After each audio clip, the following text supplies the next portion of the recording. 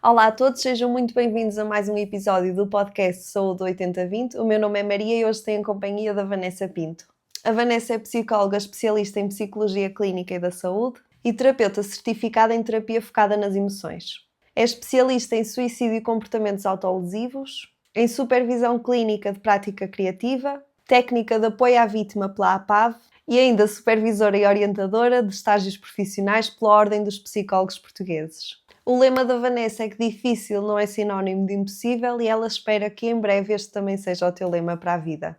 Nesta conversa falamos maioritariamente sobre depressão e espero que seja bastante útil para poderes reconhecer alguns destes sintomas em ti ou em pessoas que te sejam próximas. Antes de mais, obrigada novamente pelo convite. O meu percurso foi feito todo a nível de formação na Universidade da Maia, em que a questão, um, tanto estágios da ordem como tudo isto foi sempre muito ligado ao contexto universitário e foi onde eu comecei. O meu trabalho foi maioritariamente com estudantes universitários, inicialmente.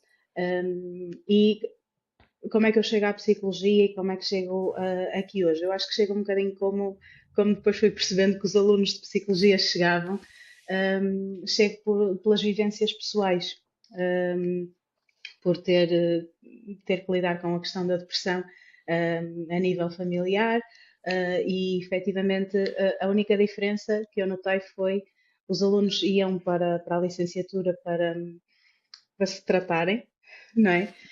E eu sempre vim com um mindset um bocadinho diferente, e se calhar é por isso que continuo nestas áreas, que era eu quero poder fazer a diferença para que as pessoas não passem pelo mesmo que eu e que as outras pessoas em questão. Ou seja, nunca fui numa procura de tratamento, sempre fui numa questão de aprender para poder então intervir e fazer com que Intervenção. as pessoas não chegassem a determinados estados mais extremos. E foi sendo por aí. A minha base de formação é em terapia cognitivo-comportamental. Contudo, acho que tem a ver com a minha personalidade e com a minha essência enquanto profissional. E pronto, tem sido aqui um bocadinho este caminho de tentar fazer a diferença para, pelo menos, manter as pessoas vivas cá connosco o tempo que for possível. E é um trabalho que é muito preciso. Eu achei muito interessante o facto de também teres notado que a maior parte das pessoas vai para a área que precisa de ajuda, por assim dizer. E, Sim, sim, não mas se acho. compreendem, não se compreendem ou não têm possibilidades de fazer o próprio processo terapêutico, Uhum. sustentar financeiramente e acham que estudar psicologia lhes vai trazer as respostas e as soluções quase que milagrosas para aquilo que acontece com eles. Um, normalmente não funciona bem assim, ou pode até funcionar durante um tempo, mas se nós tivermos uma depressão, nós vamos precisar de acompanhamento, nós vamos precisar de outras pessoas e de aprender a pedir ajuda. E às vezes é uma tomada de consciência, outras vezes é um fator de manutenção e continuamos com a problemática e não procuramos ajuda. Mas aquilo que eu notei muito, e mesmo em conversa com colegas que trabalham nas mesmas áreas, eu atendia alunos de psicologia e era muito isto de eu vim para a psicologia para me perceber, não é? E pronto, eu sempre tive um mindset um bocadinho diferente e eu devolvia-lhes muito isso, de que eu fui para a psicologia para perceber os outros, ou para perceber porque é que aquilo aconteceu e não para mudar aquilo que me tinha acontecido. E acho que isto muitas das vezes, e do tema com que mais trabalho, muitas das vezes também ajuda, que é trazer as pessoas para o presente e não deixá-las lá presas no passado e naquilo que aconteceu, embora seja sempre muito difícil e delicado, porque há histórias e histórias, não é? Cada um terá a sua. Claro. Sim, e quando nós falamos aqui em trabalhar com a depressão, e principalmente quando falamos aqui em ideações suicidas ou tentativas de suicídio prévias, acaba por ser sempre uma área que é muito delicada e a própria abordagem também tem de ser bastante cautelosa, para não entrarmos aqui em triggers no futuro, nem para agravar mais a situação. Sim, sim, isso acontece muitas vezes e mesmo na psicologia acaba por ser um risco, não é? Por serem determinados temas que sejam muito sensíveis, podem ser ativadores para ti e disruptivos, e só com um processo terapêutico e com o acompanhamento devido é que depois mesmo, e digo isto por mim mesmo, como exemplo, só só com o devido acompanhamento é que é possível depois conseguir gerir bem determinadas situações com determinadas particularidades que podem ser micro-gatilhos, nem é aquele gatilho enorme, mas que podem levar a processos de contratransferência e coisa que também tentamos evitar e gerir para, para conseguirmos trabalhar. Acho que todos temos as nossas coisas, independentemente de sermos psicólogos ou não, o médico também fica doente, não é? Portanto, acho que temos que terem atenção a isso. Isso também é bom para, para os estudantes e para outras pessoas que às vezes estejam em áreas que possam despoltar uma maior vulnerabilidade, de começar a ter isso também em atenção, do que é que isso significa, e isto pode ajudar a gerirmos aqui algumas coisas no nosso dia a dia. Vanessa, eu ia-te perguntar aqui, pegando mais na área da depressão, que eu sei que é a tua especialidade, vá. eh, Nós temos sempre a ideia que a depressão, alguém com depressão, é alguém que não sai da cama, que está lá o dia todo deitado, muito triste, mas nos dias de hoje, e se calhar já há mais tempo, mas também vais-me dar a tua opinião, sinto que não é tanto essa realidade, não é tanto essa imagem de depressão que existe atualmente, mas continua a ser, quando nós pensamos em alguém com depressão, continua a ser a primeira ideia que nós temos. Porquê é que esta ideia é tão errada? Olha, eu acho que a ideia não é errada. Acho que Hum, é tipo a ideia clássica, a visão clássica sobre. Não sei se isto faz sentido. Ou seja, aquilo que nos foi transmitido e ensinado é que uma pessoa deprimida experiencia um humor deprimido e então está sempre a chorar, está sempre triste, não se consegue mexer, não consegue sair daquele quarto escuro, não consegue tomar banho. E isso efetivamente acontece. Isso ainda acontece, tens muitas pessoas que têm muito esta dificuldade de conseguir responder a necessidades básicas, de terem vontade de tomar um banho, de trocar de pijama, todas estas questões. Isto ainda acontece. O que, é- assim como qualquer outra doença, não é? A depressão também tem uma evolução, não é? Um desenvolvimento, uma escalada quase que não é para melhor, muitas das vezes é efetivamente para até levar os para diferente. profissionais, até levar os profissionais aqui a diagnósticos errados. Portanto, tens muito. É importante compreender que tens vários tipos de depressão e depois, mesmo dentro da depressão e do episódio major em si, a nível diagnóstico, tu não tens só que experienciar o humor deprimido. Tu não tens efetivamente só que experienciar insónia, não é? Tu tens, ou hipersónia, tu tens outras vertentes, eh, nomeadamente o humor irritável, com aquela questão da maior reatividade, aquela pessoa que é super explosiva, que muitas das vezes até é aquela pessoa que tenta ir às festas todas porque está a tentar não lidar com Compensar. aquilo que está a acontecer, mais uma Uhum. estratégia exatamente compensatória, e que depois entram aqui em depressões que não são tão clássicas como foram consideradas eventualmente. Assim como muitas outras definições, a definição de depressão também vai sendo diferente, embora os critérios de diagnóstico se mantenham, ela vai se manifestando de outras formas. O facto de as rotinas das pessoas também mudarem, não é? E os dados sobre a quantidade de horas que se trabalha em Portugal, por exemplo, dar este exemplo à azáfama, que é o dia a dia das pessoas, faz muitas das vezes com que a depressão não esteja sozinha, ou seja, com que não haja só uma alteração a nível do humor mais deprimido, mas também aqui uma junção mais com questões ansiosas e em que a manifestação da própria depressão acaba por ser com muitos sintomas de ansiedade, muitos casos com ataques de pânico, crises de ansiedade, com uma ruminação e preocupação constante, que depois tu, a nível da intervenção psicológica, consegues dar resposta a estes sintomas até mais ansiosos e vens a perceber que de base a pessoa estava deprimida, ou vice-versa, não é? Por estar exposta a uma ansiedade prolongada, a pessoa acaba por deprimir. Ou seja, as manifestações da depressão não é só o ficar fechado dentro de casa, é efetivamente perder aqui o prazer em determinadas atividades que antes até eram prazerosas, é efetivamente pode ser aqui um cansaço, uma fadiga muito extrema. Isto pode acontecer, mas também podem acontecer muitas outras coisas que neste momento se manifestam de formas diferentes e nós precisamos estar sempre muito atentos àquilo que é a frequência, a duração e a intensidade dos sintomas, para muitas das vezes não haverem aqui subdiagnósticos, ou seja, a pessoa está diagnosticada com uma ansiedade generalizada, mas aquilo é uma comorbilidade, não é o de base. Por isso é que às vezes as pessoas pensam, então, mas eu tenho ansiedade e vou tomar um antidepressivo, porquê? Não é? E ficam antidepressivos, então, mas eu tenho ansiedade, não vou tomar nada disto, a médica não sabia nada do que estava a dizer, nunca mais vou ao psiquiatra, nunca mais, não é? Ficam com Sim, estas, sim. vão ficando com estas crenças, mas efetivamente as coisas acontecem muito em simultâneo. Eu acho que neste momento os diagnósticos são mais complexos e as manifestações também, ao longo dos últimos anos, a complexidade de diagnóstico acho que tem vindo a acontecer.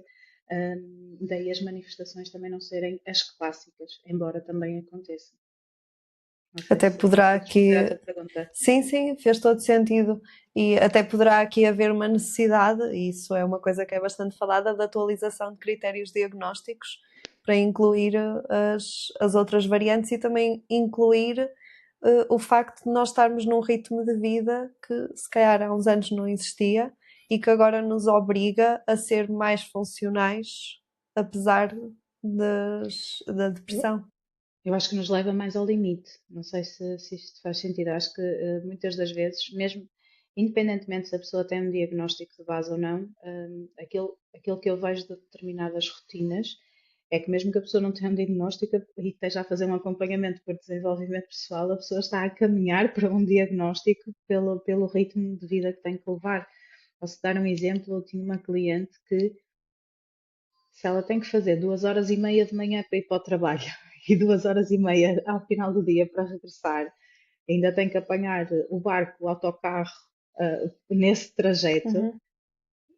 e a pessoa chega à casa quase às 9 da noite, como é que eu vou conseguir fazer uma ativação comportamental com ela? Que tipo de atividades é que eu vou conseguir sugerir a esta pessoa que passa o dia em transportes, às 8 horas do dia a trabalhar, às vezes ainda tenho que trazer trabalho para casa porque tenho coisas urgentes para Para terminar. terminar. Como é que eu tenho esta. Tenho que ser criativa, tenho que.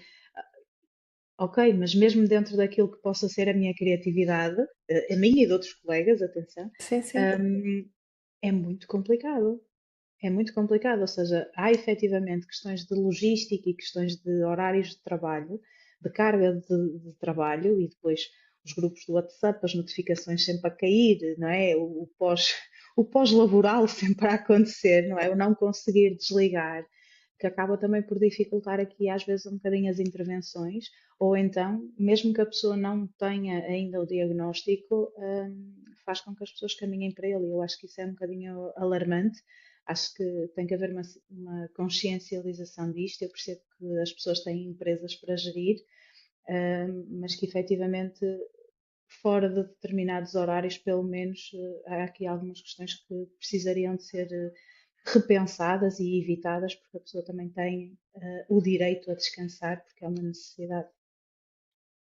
Sim, e nós não nos podemos esquecer que eu, quando quero pessoas competentes e boas trabalhadoras, eu preciso que elas estejam aptas para o fazer, não é? E se eu não lhes dou aqui períodos de descanso e condições para elas conseguirem fazer, depois o Uhum. outcome final que eu vou ter, se calhar, não vai ser o esperado, não é? Sim, durante um tempo a produtividade até pode estar nos níveis que eram esperados.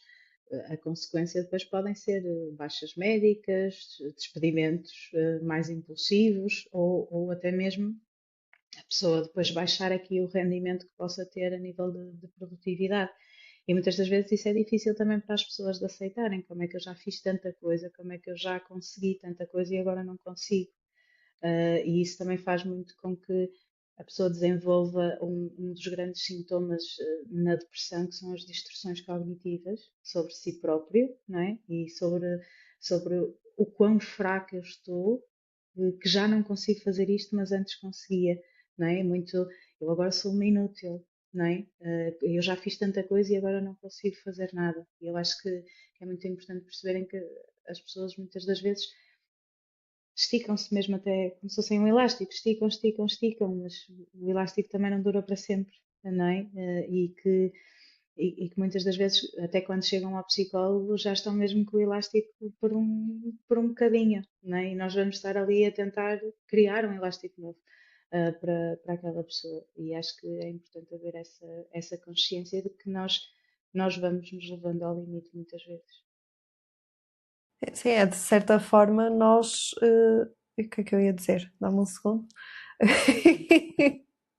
Não, eu ia dizer que de certa forma é nós termos uma ideia errada, não é? Uhum. Das nossas capacidades, apenas porque estamos a comparar com uma altura em que se calhar estávamos mais funcionais, entre aspas, ou menos cansados, ou menos deprimidos, que nos permitiam fazer as coisas com outra energia. E é quase como nós não aceitarmos que os nossos níveis de motivação e de energia podem ser Também diferentes, variam. que a nossa predisposição para aquela atividade, por mais que seja um trabalho que nós até gostávamos de fazer, também não possa ser diferente. Aquela ideia de eu fazer sempre o mesmo, de estar sempre a fazer bem, então, mas eu também não posso depois achar que aquilo é monótono, eu também não posso querer outra coisa. Obviamente que ponderar e não, tentar não ir aqui pela impulsividade, mas há muitas pessoas que também mudam de carreira e isso não tem que ser um problema, mas muitas das vezes é um fator para se entrar num estado depressivo pelas mudanças, pelas dificuldades de ajustamento, mudanças de equipa, mudanças de horários, os horários dos transportes, todas essas questões. E nós temos também aqui a depressão de reação, muito associada à perturbação de ajustamento, que pode acontecer com micromudanças que ocorram na vida das pessoas quando elas estão já muito habituadas a um determinado ritmo. E isso tem sempre impacto no nosso humor e tem que ser tido em consideração. Vanessa, tu no online, do que eu estive a ver também, tu falas muito das máscaras da depressão. Queres explicar assim um bocadinho o que é isso? Quais são as mais frequentes que vês em consulta? Olha, a nível, a principal e mais frequente é aquela pessoa que te diz sempre que está tudo bem, não é? Só que não, porque, porque há sempre esta ideia de que, e esta é sem dúvida a mais frequente, que é não vou preocupar, se eu disser que está tudo bem também me estou a enganar um bocadinho a mim próprio e então também vou sobrevivendo e é quase como não querer encarar o problema, não é? Por um lado, tens quem não quer preocupar os outros, não quer que os outros saibam por medo do julgamento, porque não querem mesmo sobrecarregar ninguém. E eu acho que esta é muito perigosa, porque na maior parte dos casos, e depois vem esta questão de quando são figuras mais mediáticas, não é? Quando tu vês as pessoas a sorrirem, depois elas se suicidam, tu ficas, então, mas o que é que Há está a uma acontecer ali? disparidade muito Não é? grande. Mas é muito isto, é efetivamente a pessoa que pode estar ao teu lado numa festa contigo mais sorridente pode estar deprimida, não é? E utiliza esta máscara como ninguém precisa de saber o que se passa comigo. E a depressão leva-te muito a internalizar, muito a teres esta visão negativa sobre ti, eh, que te leva também há uma tríade, não é? A tríade depressiva, a visão negativa sobre ti, a visão negativa sobre o outro e a visão negativa sobre o futuro, uma espécie de visão túnel, não é? Em que não há muitas alternativas. E depois já estás descrente em ti, não queres preocupar os outros, acabas por ficar descrente com os outros também e depois acabas por perder a vontade de viver ou de deixas de ter significado, de propósito, não é? E a do está tudo bem é sem dúvida a máscara mais frequente. Depois tens aqui a máscara mais instrumental, não é? Que é efetivamente pessoas que a dada altura percebem que podem ter benefícios com o facto de estarem doentes, com o facto de terem depressão. Isto pode ser consciente ou inconsciente, pode ser só uma questão depressiva ou ter aqui outras características mais associadas às perturbações de personalidade Uhum. também como comorbilidade, que é que ganhos é que eu tenho com isto, não é? E isso também acontece. Ou seja, se eu sou uma pessoa que tem depressão e que se estiver sempre a dizer ai, hoje não está nada bem, eu dói-me isto, dói-me aquilo, e receber uma validação externa, por exemplo, se aquela pessoa tiver determinadas carências afetivas, aquilo vai-lhe saber bem, aquilo vai ser bom. Então, isto também pode funcionar como fator de manutenção ou efetivamente, mesmo num dia que eu não esteja péssima, eu Se vou cá digo que transmitir a estou. imagem que estou péssima e que estou cada vez pior e tudo mais para receber validação daquelas pessoas que se preocupam comigo. para nunca perder essa validação, não é? Portanto, aqui uma coisa muito dispar, mas que acontece com muita frequência.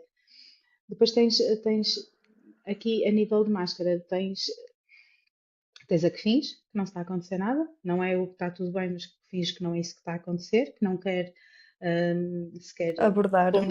ponderar Sim. que isso é um assunto, porque isso não é um assunto. Não.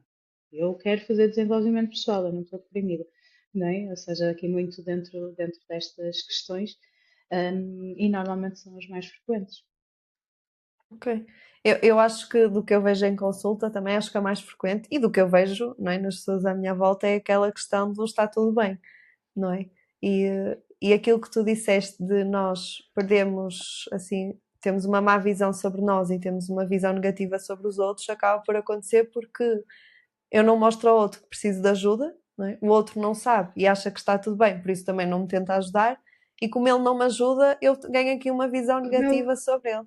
como ele não adivinha, como ele não percebe, Sim, não é? Porque às vezes eu estou a dizer que está tudo bem, mas há vários sinais que eu estou a dar de que não está tudo bem e aquela pessoa efetivamente não viu, não o mesmo acontece muito nas relações amorosas, não é? É quase como o parceiro tem que adivinhar o que é que está a acontecer e tudo mais, fazendo aqui o paralelismo, mas é muito neste sentido mas eu fiz isto e fiz aquilo, aquela pessoa podia ter, se ela prestasse mesmo atenção em mim, se ela quisesse saber de mim, ela tinha prestado tinha atenção, ela notado. tinha, ela Uhum. tinha visto que eu olhei assim de uma forma diferente, ela tinha visto que eu não arranjei o cabelo, ela tinha visto, ou seja, também há muito esta necessidade de que eu não vou dizer, mas eu gostava que o outro reparasse, não é? Quase O que que adivinhasse.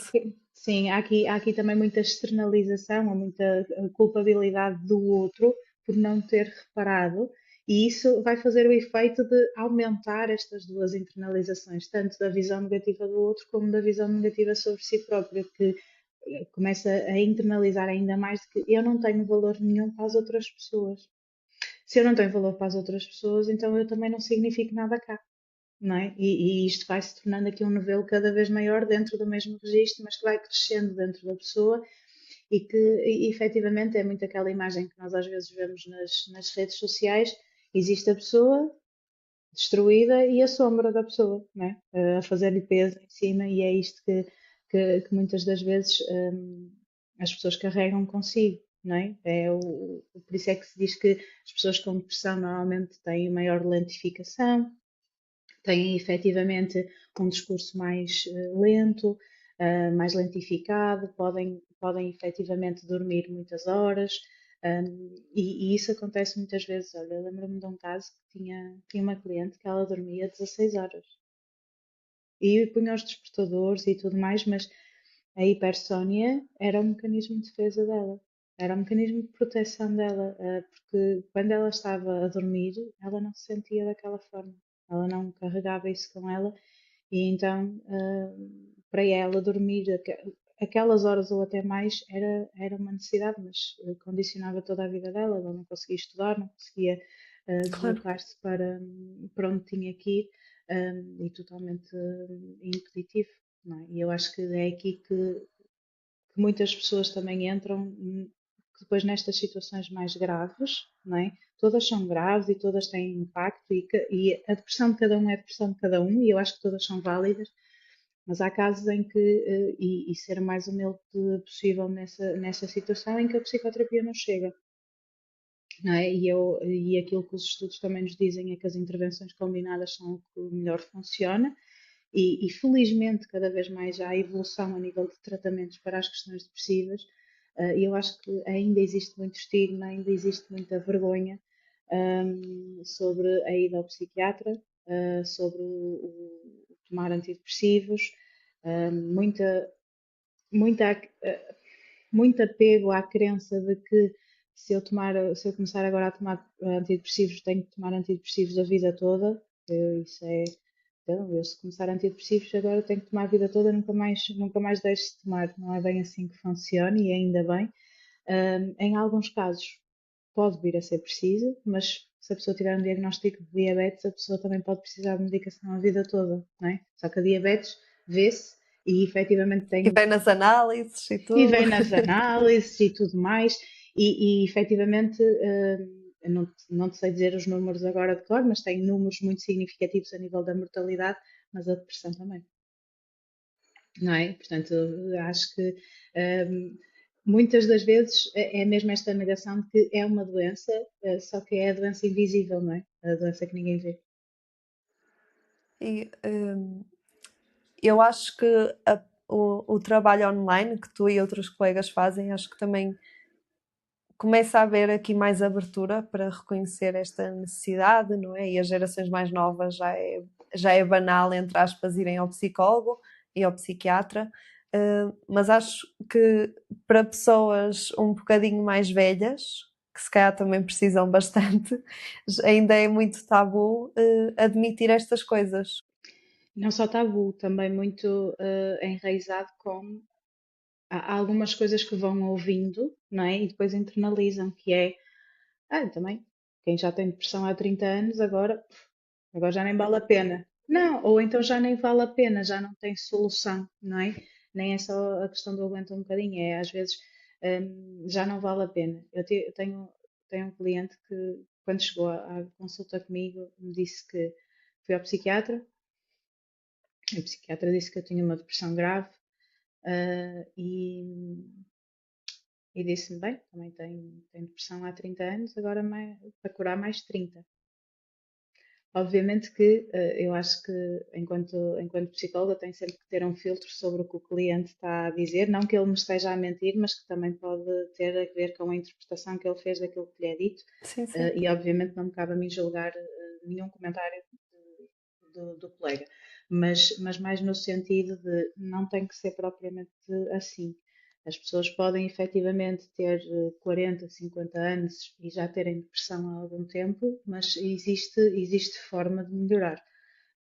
Tem que haver colaboração, tem que haver processo, muitas das vezes pode ser preciso ajuda psicofarmacológica, mas existem alternativas e eu acho que é muito isto, é a pessoa ficar descrente destas alternativas, mas as alternativas existem e cada vez existem mais. Um, Só que as crenças que estão lá e as distorções também estão muito mais enraizadas do que numa pessoa mais jovem, com uma maior permeabilidade cerebral, não é? Ou seja, é totalmente diferente. Podemos ver isto através de outras competências do nosso cérebro, a nossa memória, por exemplo, a nossa capacidade de concentração vai mudando consoante também a nossa faixa etária e o nosso estado de desenvolvimento. Então, o mesmo se aplica para as questões de doença. Eu acho que é muito este conceito que vai sendo passado de que se já tenho há 30 anos já não tenho cura, não é? Esta noção de cura que deixa as pessoas um bocadinho presas a não procurar também ajuda quando já têm determinada idade. Embora também ainda haja muito essa procura e ainda haja um fundo de esperança, que é isso que também é necessário para as questões depressivas. É muita esperança, é acreditar mesmo que a pessoa consegue sair dali e que se não sair na totalidade vai conseguir um bocadinho. E acho que é isto que às vezes falta nas pessoas, pela história de vida, pelo cansaço, esperança de que no fundo daquele túnel os túneis acabam sempre, não é? Portanto, há sempre uma luz, só precisamos às vezes de andar mais um bocadinho e às vezes andar apoiados para não irmos sozinhos, para ser mais fácil. Sim, aqui a medicação, tal como tu estavas a dizer, também às vezes tem um papel muito importante. E eu dou sempre o exemplo de nós, quando partimos uma perna ou torcemos um pé, nós também usamos muletas, não é? Para conseguir nos deslocar. Não quer dizer que eu as vá usar para sempre, em alguns casos sim, mas na grande maioria deles eu uso-as durante um período para me apoiar até estar mais estável e depois já consigo andar pelo próprio pé e seguimos em frente. E aqui, eu, pelo menos a minha visão da medicação de estabilizadores do humor acaba por ser um bocadinho nesse sentido. Claro que há utentes que fazem mais cronicamente, mas mesmo Sim. assim tenho casos de sucesso de desmame ao fim de 10 anos a usar um fármaco.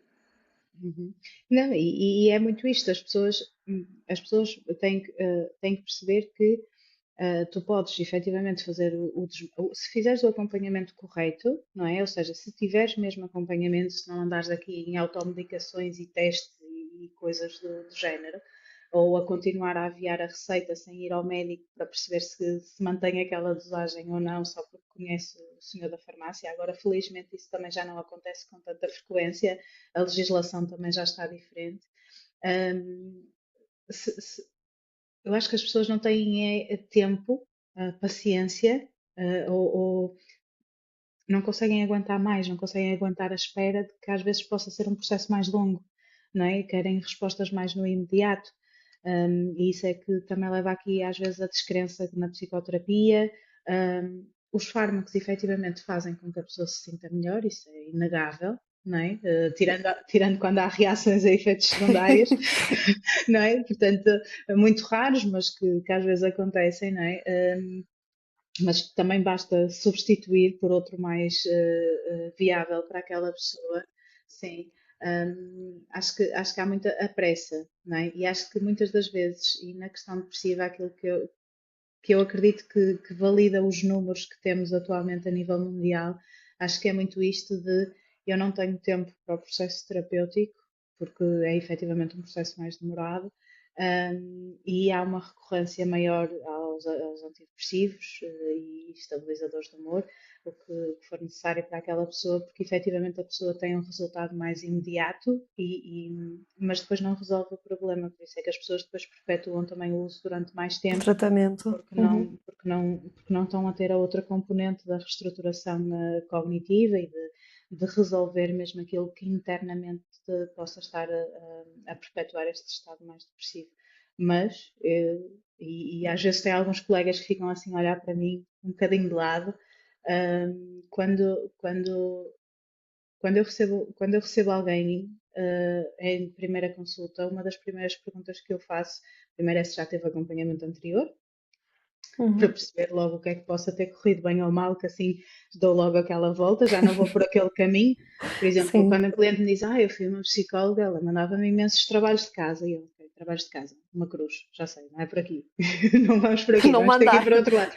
Vamos só perceber o que é que correu bem e o que é que correu mal, que é, sim, sabes que nós estudamos todos pelo mesmo livro, vamos só tentar aqui perceber o que é que tu sentes mesmo que não é bom, que é para tentar ali fomentar a relação terapêutica. E pergunto sempre, e psiquiatra? Nunca fui, Deus me livre. Ok. Ou já fui na idade X, fui depois. Hum, não queria muito tomar medicação, mas se tiver que ser, não é? Ou seja, nós vamos recebendo um bocadinho de tudo. E eu logo numa primeira consulta gosto sempre de fazer esta pergunta em relação a esta componente, que é para saber, ao delinear um plano de intervenção, para saber que cartas é que eu posso ter para jogar quando forem necessárias com aquela pessoa e se ela estaria predisposta a fazer uma intervenção combinada, porque sem dúvida em estados depressivos eu acho que é aquilo que realmente funciona. Se for uma coisa mais ligeira, moderada, a psicoterapia pode ser suficiente, mas em outros casos não é. E acho que é importante reconhecermos isso. Reconhecermos que, por mais bem que eu saiba um modelo teórico, por mais que eu saiba os protocolos de intervenção, por mais que eu seja muito habilidosa profissionalmente, acho que é importante reconhecermos que os processos são focados não naquilo que eu sei, mas naquilo que o cliente pode precisar e que muitas das vezes precisamos de colaboração. Precisamos também de ser nós a reconhecer, enquanto psicólogos, que também precisamos de ajuda e que a nossa ajuda vai ser o colega da psiquiatria. Acho que E é importante. esse trabalho em conjunto, depois é que também leva ao sucesso terapêutico que estávamos a falar anteriormente. E também acredito que esta procura, às vezes, por terapêuticas farmacológicas em detrimento de vá do tratamento psicológico em si, da terapia em si, também venha muito da tal azáfama que estávamos a falar inicialmente, do querer as coisas para agora, porque depois temos imensas coisas para fazer e se eu trabalho 8 horas e ando 5 horas de transporte, eu não tenho tempo, não é? Para ir à Não tenho, te- psicóloga. não tenho tempo para outras coisas, mal tenho tempo para dormir, não é? E também questões logísticas, não é? Acaba por ficar mais barato, não é? Não, obviamente que eu percebo. Vou percebendo de alguns colegas que conheço que trabalham no SNS, eu estou ligada ao SNS de alguma forma através da linha de apoio psicológico, mas efetivamente não há respostas, são muitos pedidos e não há as respostas, ou as respostas são um bocadinho, são mais lentas tenta-se gerar alternativas, terapias de grupo e afins. Vários hospitais centrais têm essa vertente, a vertente de centro de dia, e o SNS está a tentar dar respostas, mas cada vez mais os números são brutais a nível das questões de saúde mental. E as pessoas também, logisticamente, muitas das vezes também não têm condições financeiras para um acompanhamento semanal no privado. Não é? E isso também tem que ser compreendido, e enquanto psicóloga lido com isso frequentemente e lido com o facto de ter que ajustar vários planos de intervenção para quinzenal. Em determinados meses a pessoa só conseguir vir uma vez por mês, e eu acho que cheguei, já há algum tempo, cheguei a esta conclusão de que mais vale uma vez por mês do que nenhuma, Claro. não é? Para tentar ajudar aquela pessoa, precisamos é de ajustar muito bem as expectativas do cliente e as nossas enquanto profissionais, para não estarmos constantemente também a achar que estamos a falhar e nós próprios entrarmos num estado também mais depressivo, não é? E tentar arranjar aqui soluções para as pessoas de forma a que seja viável, mas efetivamente fazer esta referência de que, no mínimo, um acompanhamento psicológico tem que ser quinzenalmente para conseguir dar resultados e para os protocolos de intervenção poderem ser aplicados, e que uma vez por mês andamos a fazer manutenção, ou seja, andamos sempre a gerar um bocadinho de Não alívio, mas desenrasque. depois não há concretização. Mas pelo menos uma vez por mês é melhor do que de 6 em 6 meses, que infelizmente muitas das vezes é o que acontece no nosso SNS. Vanessa, eu ia te perguntar, que é uma curiosidade minha, vá, que eu estive a ver aqui sobre as máscaras que tu falaste. Porquê é que as pessoas mantêm este tipo de proteção, vou chamar assim, durante tanto tempo? Olha, depende. Muitas das vezes nós encontramos pessoas que mantêm isto porque é a única forma de conseguirem sobreviver, não é? E quem está em estados depressivos mais longos tende a sobreviver aos dias, ao loop dos dias, é tudo igual, deixa tudo de ter piada, deixa tudo de. hum, e depois porque também há um hábito, não é? Para além de, ok, se eu fizer assim eu ainda consigo dar resposta. Depois, a dada altura, muitas das vezes eu habituo-me a isto e fico com aquela raiz de que não há mais do que isto, então é só fazer Isto isto, é o melhor que não é? existe. Sim, sim. Se nós fizermos a mesma coisa, eu vou dar um exemplo. O meu pequeno almoço é todos os dias igual, não é? Ou seja, eu tomo sempre o mesmo pequeno almoço. Eu, quando tenho que tomar um pequeno almoço diferente por algum motivo, ou porque tive que ir a fazer umas análises ou algo do género, e já não é o meu de casa normal, eu estranho, não é? Se nós durante muito tempo estamos habituados a sentir-nos de uma determinada forma, a funcionar aquele bocadinho que temos que funcionar, que às vezes é um bocado bem grande, a dormir, a acordar e a repetir novamente, isto torna-se um hábito, É uma não é? rotina, sim.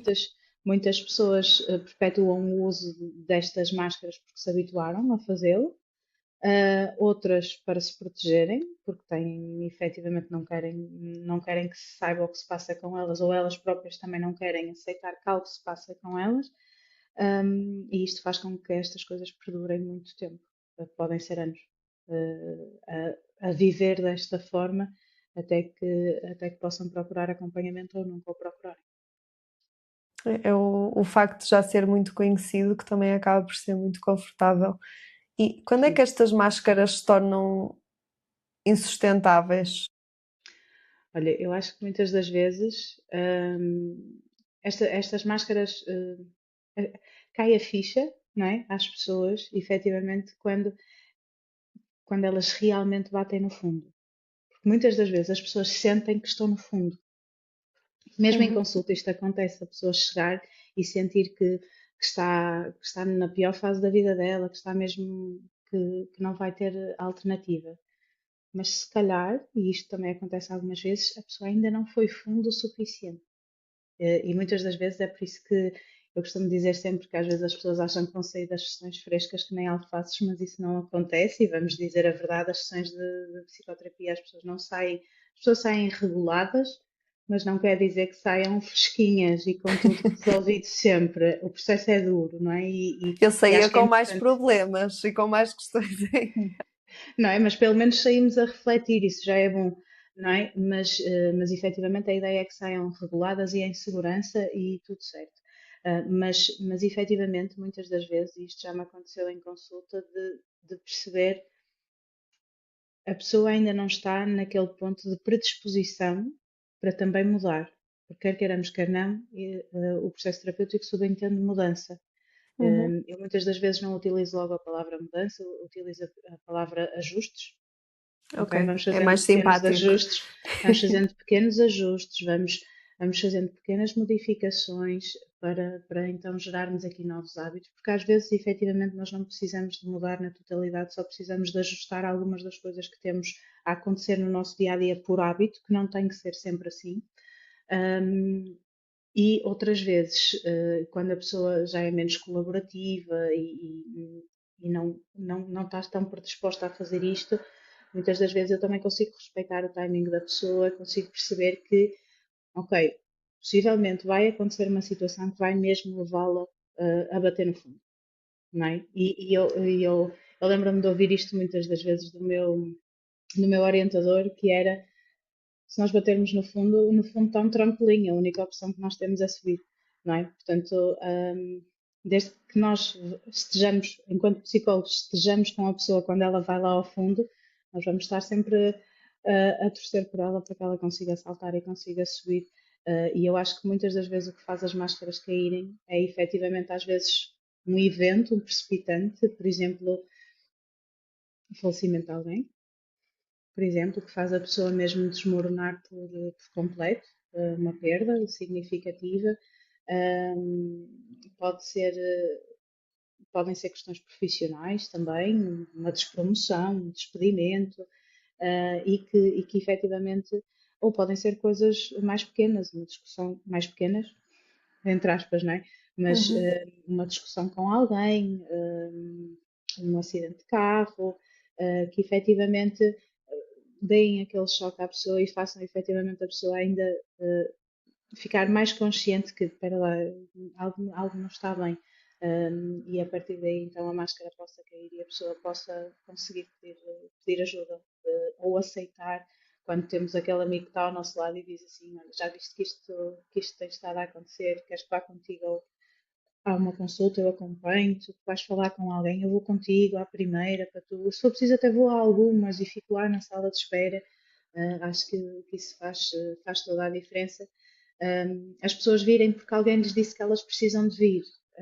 Também não é mau, é só mais desafiante para o psicólogo porque a pessoa não está ali de vontade própria, veio porque alguém lhe disse, e depois cabe-nos a nós também fazer o nosso trabalho para a pessoa perceber um bocadinho o que é que se pode estar a passar com ela. Também há o caso das pessoas não saberem o que é que se está a passar com elas e não conseguirem entender ou não associarem a questões depressivas ou de ansiedade ou qualquer outro tipo de diagnóstico, um, e a dada altura perceberem mesmo, não, isto é mesmo disfuncional, então eu se calhar preciso mesmo de falar com alguém. E podem ser estes os fatores que levam as máscaras a cair um bocadinho, para que a pessoa vá percebendo o que é que se passa e procure ajuda especializada. E como é que é o pós, a pessoa a perceber-se que tem de deixar esta máscara de lado, que bateu no fundo, entre aspas?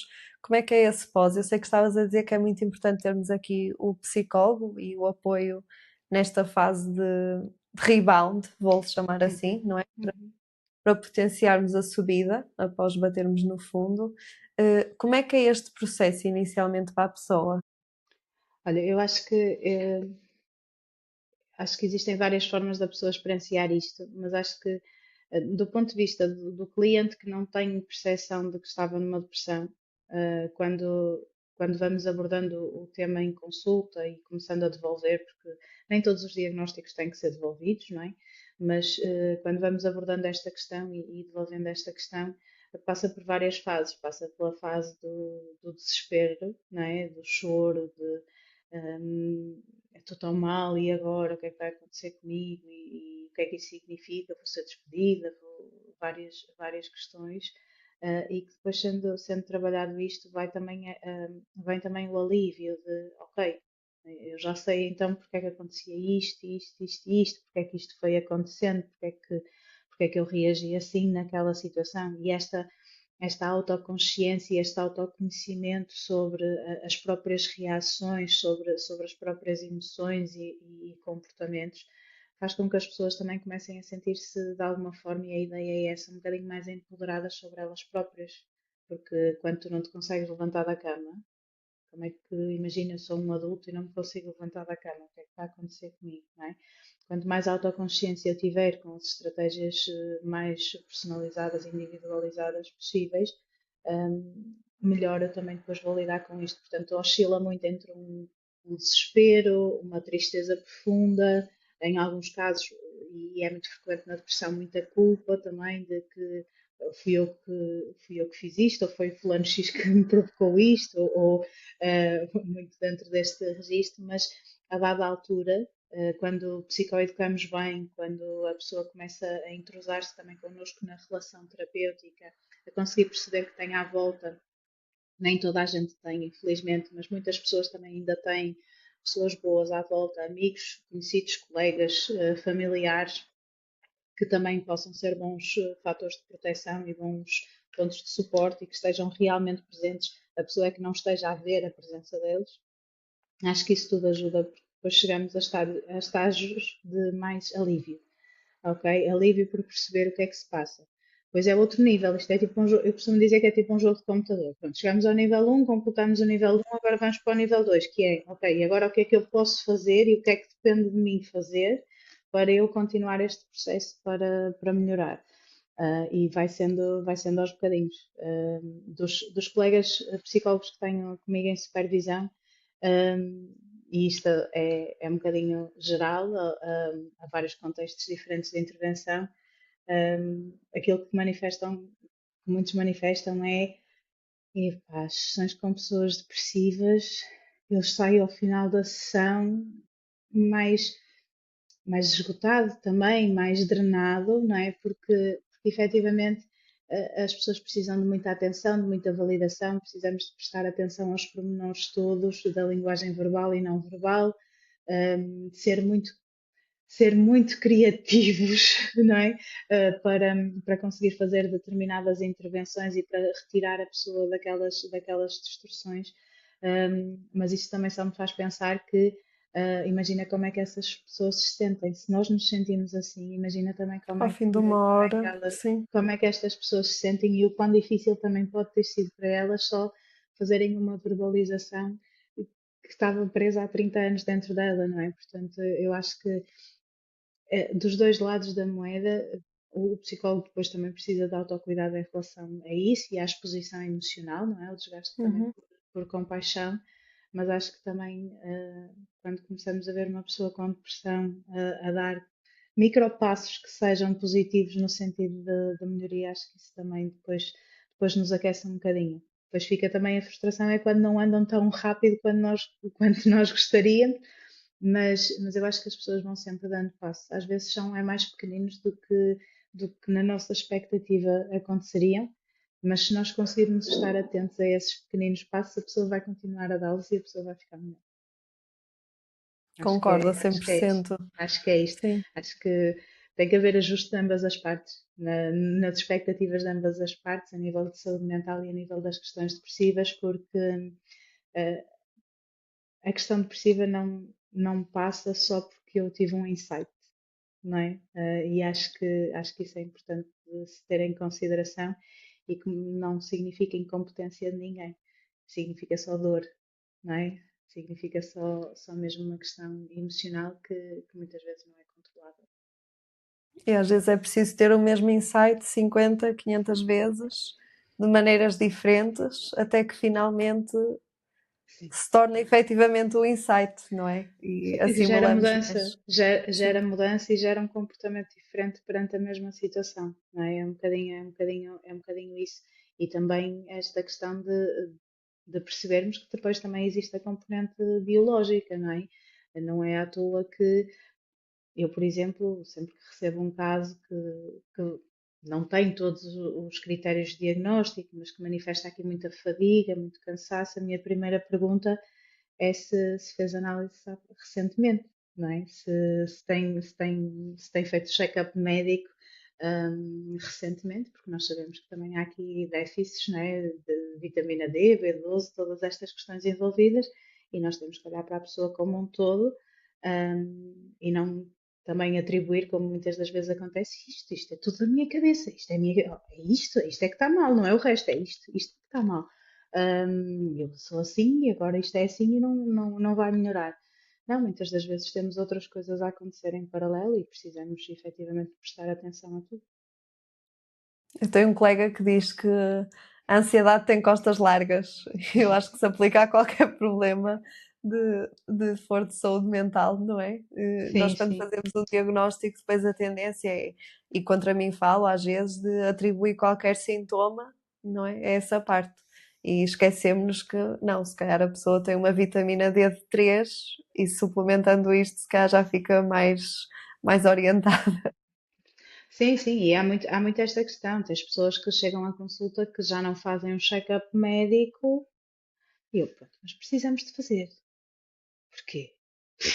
Ok, vamos também psicoeducar sobre isto e está tudo certo, porque muitas das vezes são estados perpetuados de déficit de tudo, não é? Ou seja, a minha Uhum. própria ida ao médico pode estar associada a eu ter um episódio depressivo, mas eu acho que é importante nós percebermos que as análises no médico de família que são importantes de se ir fazendo e monitorizando algumas coisas que justificam aqui alguns dos sintomas e podem aliviar alguns dos sintomas e que efetivamente depois a questão de saúde mental irá ser tratada, não é? Como nem toda a gente que tem ataques de pânico tem uma perturbação de pânico. Não é? Muitas das vezes a manifestação limite, aquilo aconteceu naquele momento, mas não significa que a pessoa tenha uma perturbação de pânico, por exemplo. E é só o corpo a manifestar, e quando o corpo tem coisas para dizer, ele pode dizer, direcionado à saúde mental, como outras questões. O mesmo acontece, olha, posso dar um exemplo muito específico de que eu não posso fazer um diagnóstico, porque hum, eu preciso do ok do neurologista. Sobrepõe-se a uma hierarquia, não é? Portanto, numa questão de epilepsia, ou seja, eu não posso fazer um diagnóstico, embora claramente, visualmente e com a descrição toda e com o processo de acompanhamento todo, seja claro para mim o que é que acontece com aquela pessoa, se não há o ok da parte do neurologista de que nem atesta que é epilepsia, nem atesta que já não é epilepsia, não é? Estamos ali em testes e todos os mecanismos No que é limbo. viável de Uhum. fazer. Ou seja, a nível diagnóstico, estamos ali a fazer Mais curativos, não limitados. é? Não é? E estamos limitados, uma coisa depende da outra, e acho que muitas das vezes as pessoas, não é as pessoas são irresponsáveis, mas as pessoas minimizam a saúde mental como se não fosse importante, e se calhar a nível de funcionamento, depois é das coisas que têm mais impacto, não desfazendo de outras doenças, não é? Mas que tem muito impacto, sim. Vanessa, assim para terminar, ia-te perguntar se há algum mito sobre depressão que gostavas que acabasse, que não existisse mais. Eu, Um eu dos. gostava, um dos, não é?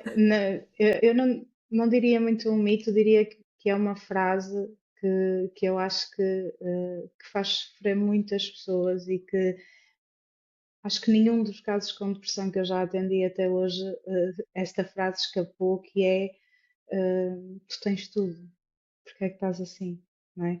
Tentar aqui que as pessoas percebam que, e isto para mim acho que é a base da compreensão sobre a depressão, nós retirarmos mesmo esta noção da nossa vida de que a nossa felicidade ou o nosso humor depende daquilo que nós temos, do carro que nós temos, da casa que nós temos, da história familiar que nós temos.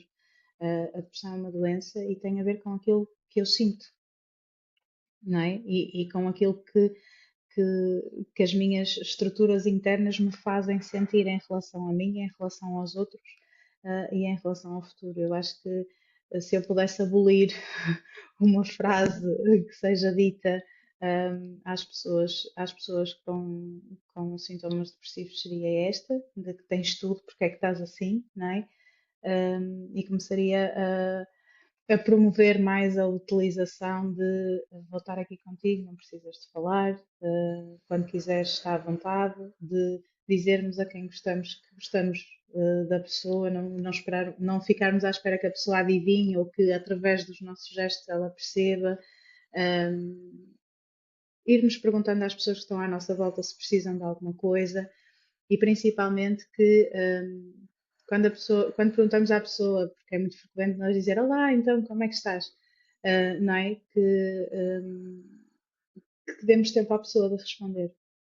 Ok? Acho que isto liga um bocadinho com o vídeo promocional da Nacional de Prevenção de Suicídio, em que o Paulo, se não estou em erro, toda a gente lhe pergunta então como é que estás, mas toda a gente vira costas antes dele responder, não é? E ele, e efetivamente no final do dia, acaba por acontecer.